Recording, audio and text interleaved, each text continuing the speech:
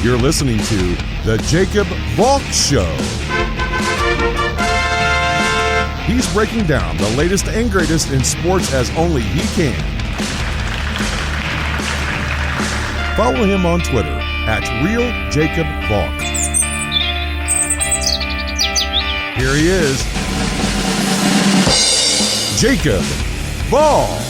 Hello,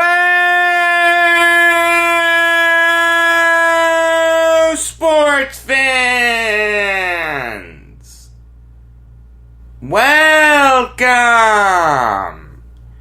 to another edition of the Jacob Valk Show.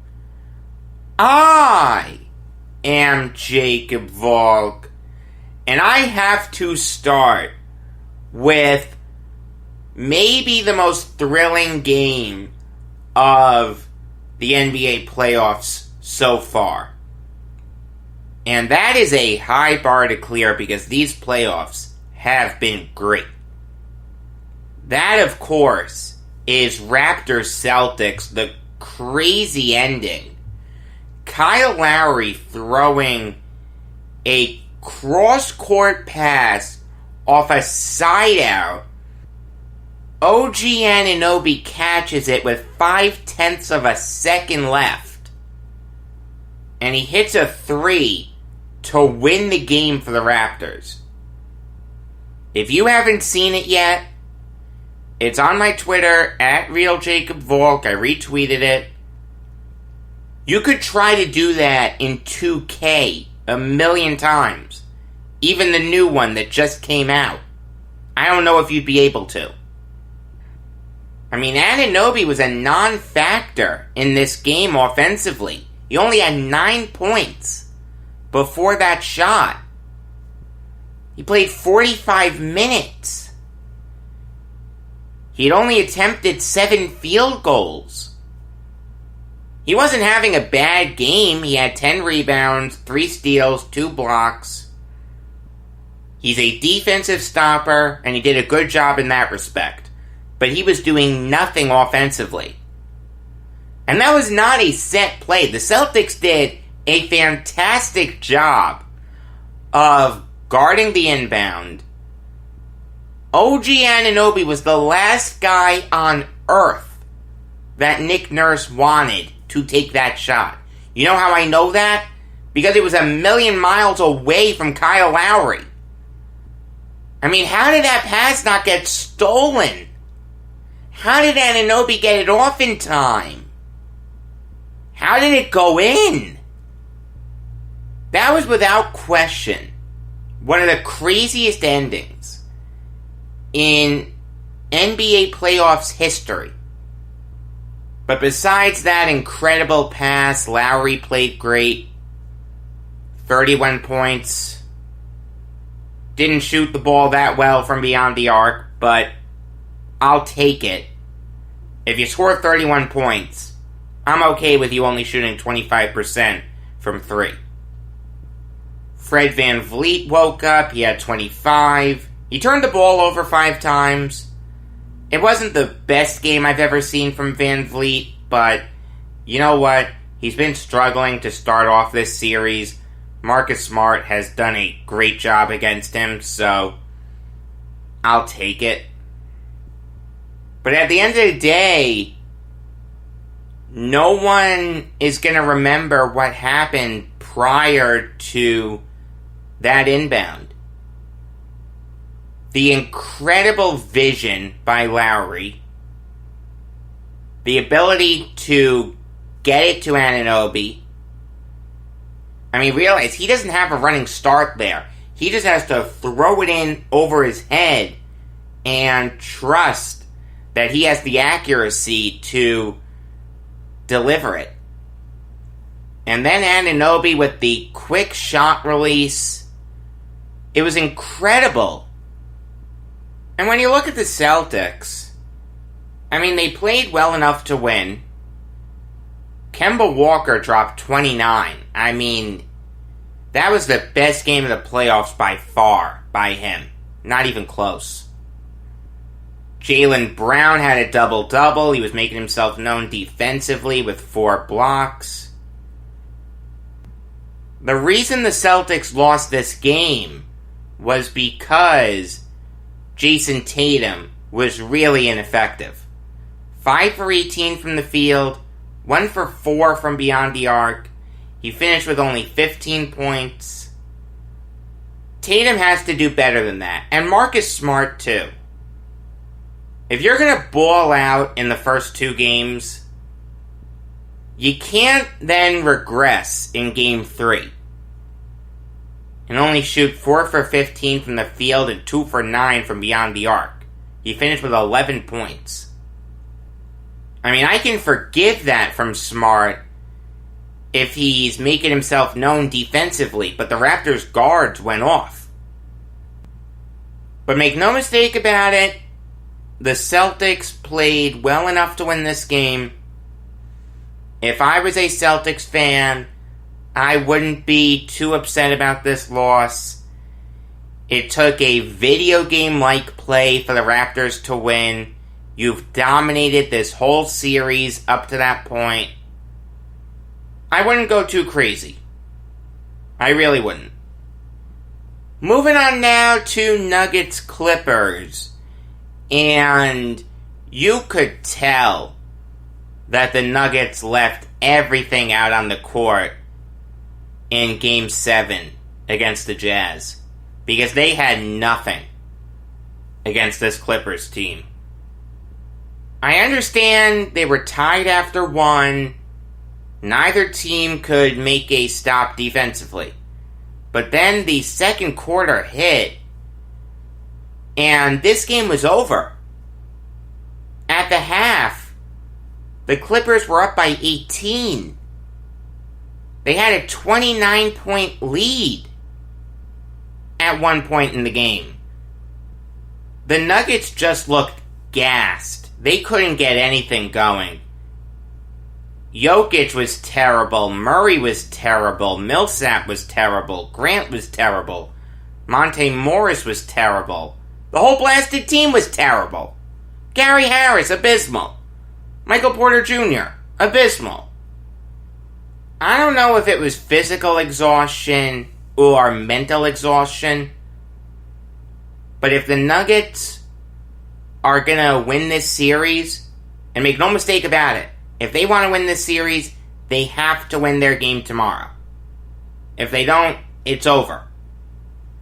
I don't see the Clippers blowing a 2-0 series lead.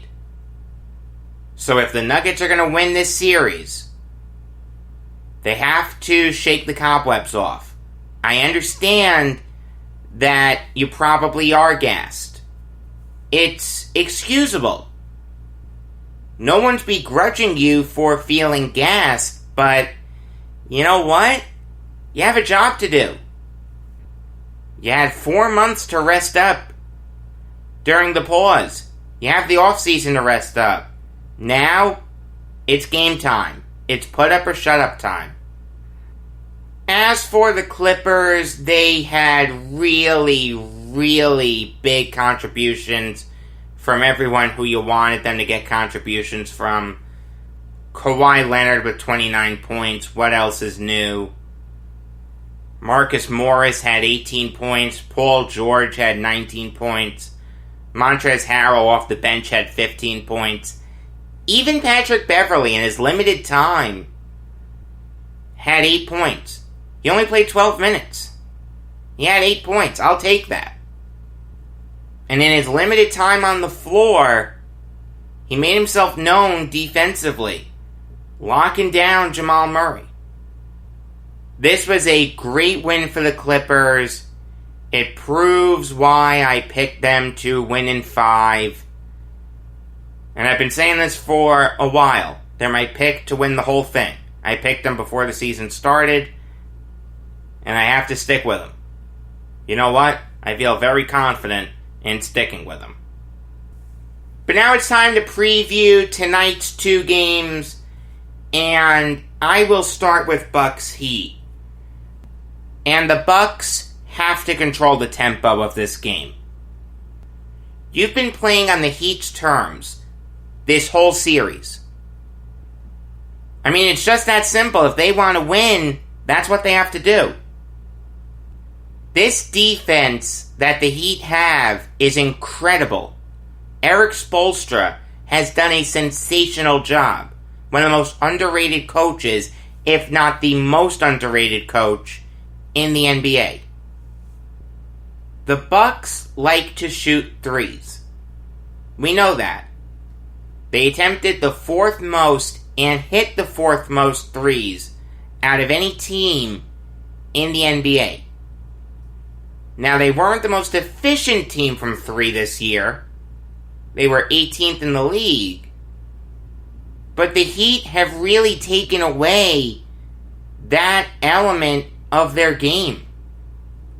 In Game 2, the Bucks only shot 28% from beyond the arc. They were 7 for 25. The Heat were contesting every shot. The Heat are putting on a clinic.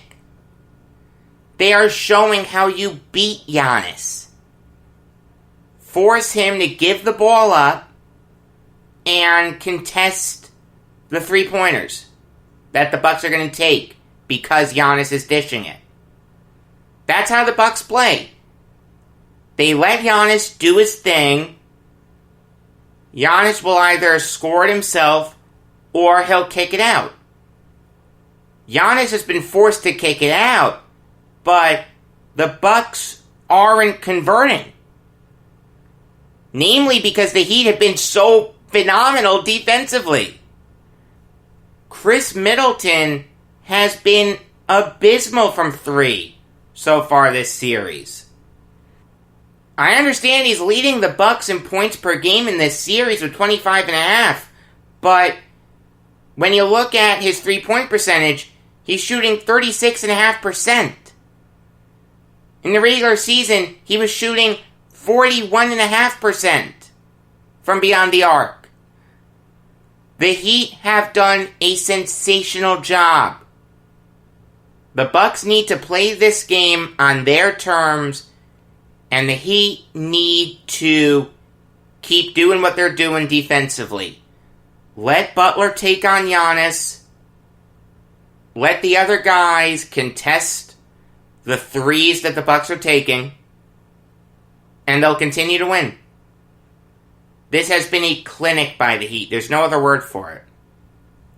Moving on now to Rockets-Lakers. This is the first game of that series, so I get to make a pick. James Harden isn't going to have Luguentz Dort defending him anymore. And Russell Westbrook showed signs of waking up. Eric Gordon has had a really good playoffs.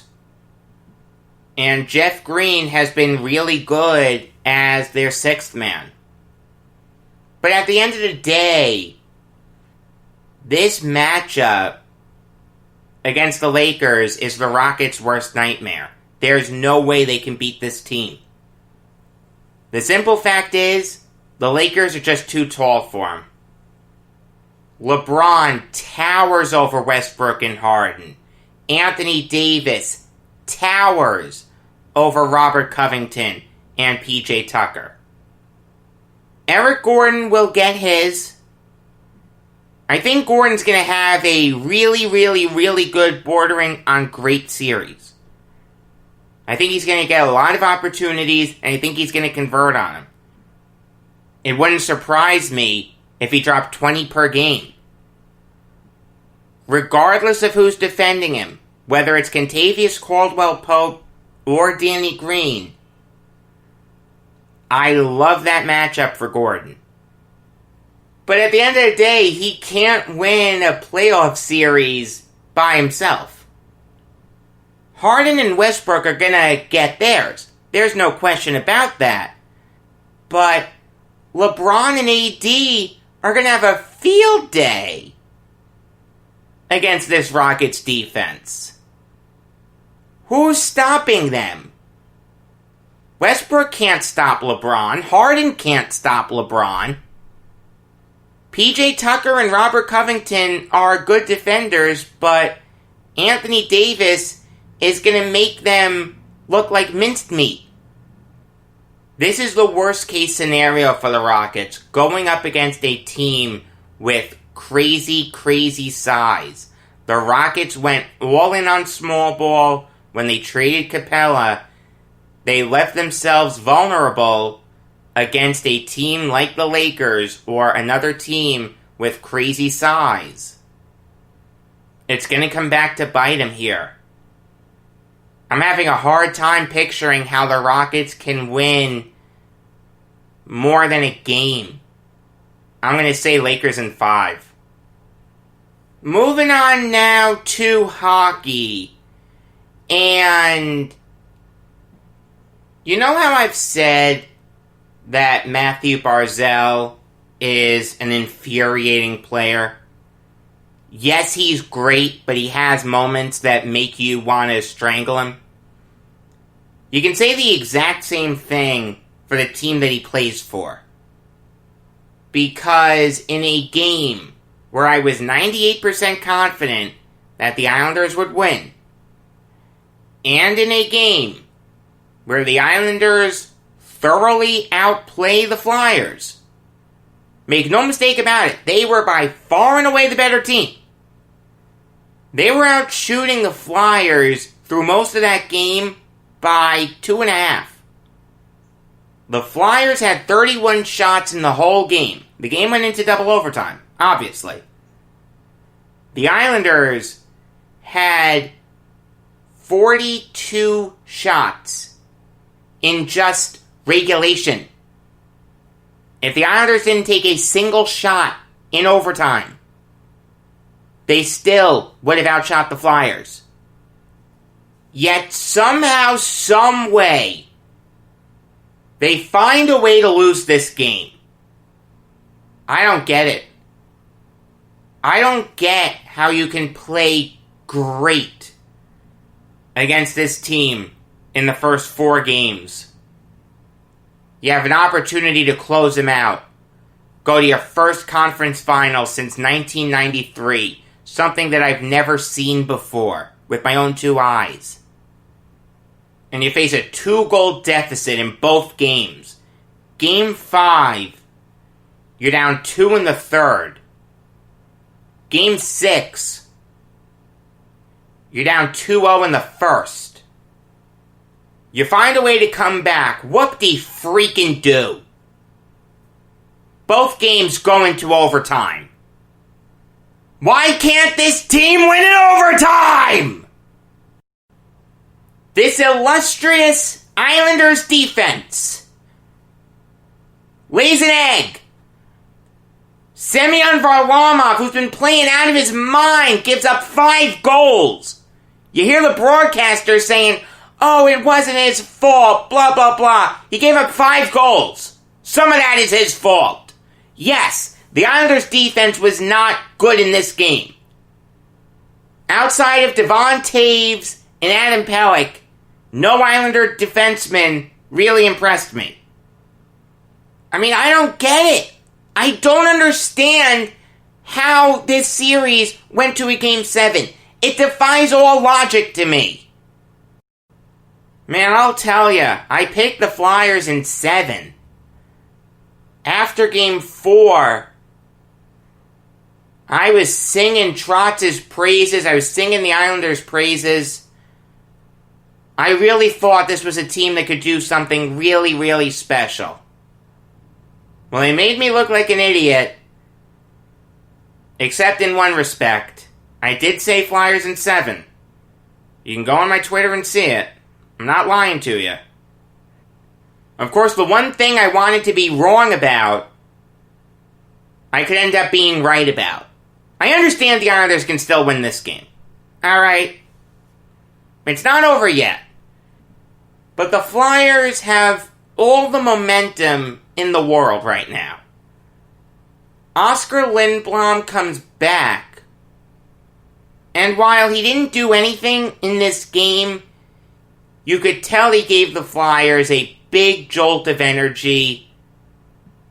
I don't know if Sean Couturier is going to play tomorrow, but if he does, it just makes life that much more difficult for the Islanders. I mean, you have an opportunity to go to the conference finals, and you don't have to deal with one of the Flyers' best players. Couturier had the second most points on the team this year. Such a golden opportunity, and you find a way to squander it. Look, I'm not saying that the Islanders are going to lose tomorrow night. It's a Game 7. Anything can happen. But I'm not confident, I'll tell you that. The Flyers have all the momentum right now. There are some people that don't believe in momentum. Poppycock. Use your eyes. Use your noodle. Momentum's a real thing. You know, there are some Islanders fans that want Trotz to start Thomas Greiss tomorrow. I mean, I gotta tell you, I see the logic behind it.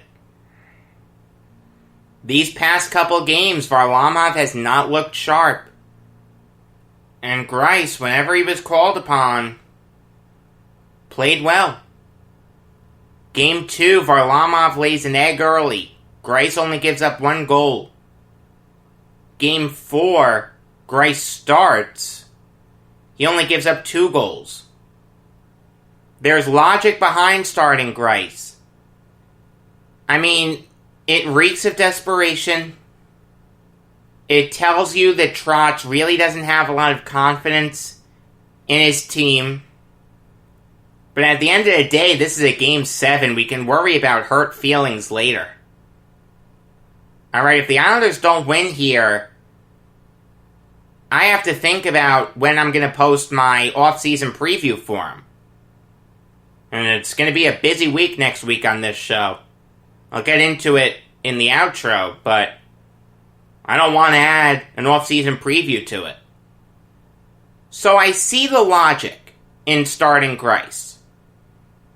I don't know if I would do it, but those people aren't crazy. But I'll tell you who is crazy. The people calling for Barry Trotz's head. They're saying that this guy can't get out of the second round. He's going to blow another 3-1 lead to an Alain Vigneault coached team. Even if the Islanders lose this series, Trotz should come back. The Islanders shouldn't even be in this position. Alright? Look at their roster. There's no way that this team should be in a Game 7 for an Eastern Conference Finals berth. If you take Barry Trotz away from this team, the defense collapses. The goalies fold like cheap suits. Yes, the offense may be better, but at the end of the day, you have to stop the puck to win. It doesn't matter if you score 5 goals every game. If you give up 6, you're losing. I mean, all you have to do is just use your eyes, and you can see how much better this team is with Trotz than it was under Doug Waite, or Jack Capuano, or Scott Gordon. I understand that Islanders fans are frustrated. No one's more ticked off than me. I'm thinking about doing an emergency podcast if the Islanders lose Game 7. I don't know if I'm going to, but it's something that I've thought about. But don't take your frustration out on one of, if not the best coach in the whole league. I don't know what's going to happen tomorrow night. Thank God that gambling is illegal in New York. Because if I had to make a pick in this game, I don't know what I'd do. I could very easily see the Islanders winning it. I could very easily see the Islanders losing it. I mean, I don't want to take anything away from the Flyers. Carter Hart stood on his head. I mean, the guy made 49 saves. Michael Raffl comes in after being scratched, and he scores a goal and is a +3. Great job by Alain Vigneault. I like Vigneault. I don't think he gets enough credit. The Flyers are playing great right now. Yes, they need to tighten up their defense, but their offense is clicking on all cylinders. At the end of the day, goals matter more than shots. Getting shots on net is important. There's no question about it. But if you only have 5 shots in the whole game, but all 5 of those shots go in, you have a good chance of winning that game. All I know is this. To all my friends out there listening, don't call me tomorrow night. Don't text me tomorrow night. I will talk to you after the Islander game is over.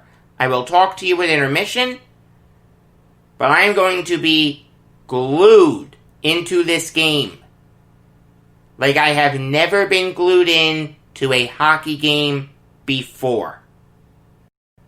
Moving on now to another game that made me look stupid, Golden Knights Canucks. And I don't want to say it's time to put some respect on Thatcher Demko's name, because every time I do that, the goalie folds. I did that with Kemper, he folded. And I did that with Halak, and he folded. But what Demko is doing here is nothing short of incredible. He faced 48 shots and stopped all of them. The Golden Knights had golden opportunities in this game. No pun intended. They had 5 power plays. Couldn't convert on them. They were the better team physically. Didn't matter. What Thatcher Demko is doing here is nothing short of miraculous. And there's no reason to think that he can't keep it up. I'll get into their game tonight in a minute, but I want to talk about Stars Avalanche first. And I really think the Avalanche have this. They have another goalie who's playing out of his mind right now in Michael Hutchinson. It was a great move by Bednar to start him. He listened to me. More people should listen to me. Or maybe they shouldn't, because I'm wrong a lot. Sometimes I'm right, but I'm also wrong. I guess that makes me human. But make no mistake about it, the Avalanche are clicking on all cylinders right now. They have the whole team playing phenomenally. They have the Stars reeling. They started Bishop. He was dreadful in Game 5. They started Khudobin. He was dreadful in Game 6. What are you going to do in Game 7? You going to start Jake Edinger? You going to start Landon Bowe? I mean, why not? At this point, you have nothing to lose, right? I really think the Avalanche are going to win this game. I'm confident in saying that. Very early on in these playoffs, I picked them to represent the Western Conference in the Stanley Cup Finals. It was touch and go there for a little bit, but now I am extremely confident in that pick. But now on to Canucks Golden Knights. And the Canucks are another team with a ton of momentum. The Flyers have a ton of momentum. The Avalanche have a ton of momentum. And the Canucks have a ton of momentum. They're going to be really tough to beat right now. I really think that the Golden Knights need to start Marc-Andre Fleury here. In addition to this being the back end of a back-to-back, Lehner did not look good yesterday. He gave up 3 goals. If you read his body language, he looked defeated. I think Jared Bednar saw that in Jacob Markstrom, and he went with Demko. Look how that turned out. The Golden Knights are in the same boat right now. They need to go with Marc-Andre Fleury here. But all in all, I really don't think it's going to matter too much. I think the Canucks are going to win this game. There are a few NFL stories to talk about, and the first one concerns the Jaguars continuing their epic fire sale by trading Ronnie Harrison to the Browns for a 5th rounder. I mean, make no mistake about it, this is a fire sale that would put the Marlins and Dolphins to shame. Harrison is a solid safety. He's not great. He's not terrible. The thing that I really don't like about him is he is dreadful against the run. In addition to my eyes telling me that, he has a Pro Football Focus grade of under 50 in both of his years in this league in the run defense category. But he's hovered around 61 for his overall grade. He's really young. He's 23 years old. He has a ton of talent. There's no question about that. Joe Woods is the Browns defensive coordinator. He's been in this league for a long time. I think he can get a lot out of Harrison. This is a great move by the Browns to add some depth to their safety position. They easily win this trade. Moving on now to the Colts locking up Ryan Kelly to a 4-year extension worth $50 million. And this is a great move for the Colts.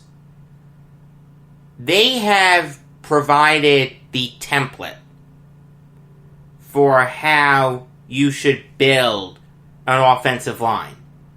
You don't build it through free agency. That doesn't work. Offensive line continuity is extremely important. You have to draft these guys. You have to develop them properly.